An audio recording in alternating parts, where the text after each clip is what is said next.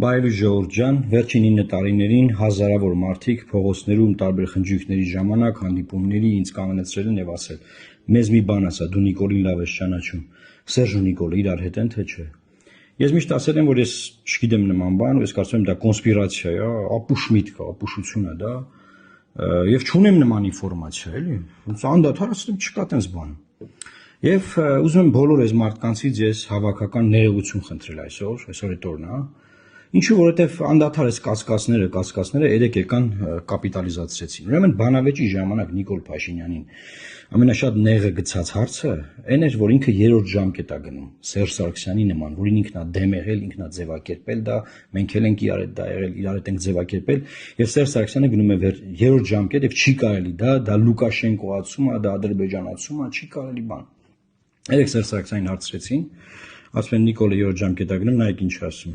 Հնարված քարոշչական թեզ էր եւ չեմ կարծում որ ինքն էլ է հիմա երրորդ ժամկետում դրվում, որովհետեւ նախկին երկու ընտրությունները եղել են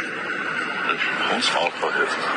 Այնպես որ երրորդ ժամկետի չկա։ Այսինքն Նիկոլը 9 տարի է երկրի ղեկավարն է, երրորդ ժամկետով այն սահմանադրությամբ, որով Սերժ Սարգսյանին ասում ենք իրավունք չունես, գնում է երրորդ ժամկետի,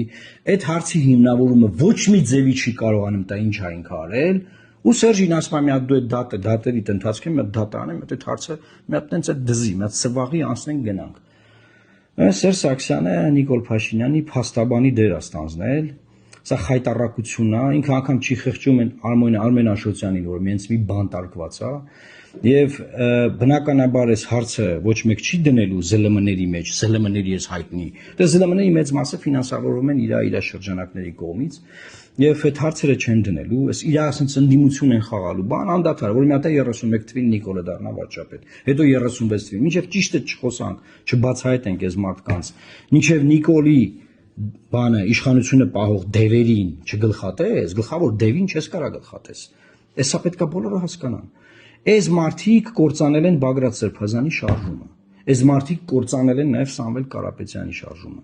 Հիմա որ ասեք խոսքի Բագրատ Սրբազանն է մեղավոր, թո չլսեր իրանց, ես իրան ասել եմ չլսես իրանց։ Սամվել Կարապետյանն էլ եմ ասել չլսես իրանց, բայց մեկը իրանք լսել են իրան։ Հիմա էլ նայում ես երջանիկ բան, ուրախ, օպոզիցիան բարձվել անդրություններ։ Ինչի վրա է ուրախանում Սերժ Սարգսյանը։ Այդ ինչ է ուրախացել։ Հա գիտենք որ մի հատ ֆրակցիա է ստացել խորհրդանում խալխի փողերով։ Այդ սաղ գիտենք։ Այդ ինչի վրա է ուրախանում։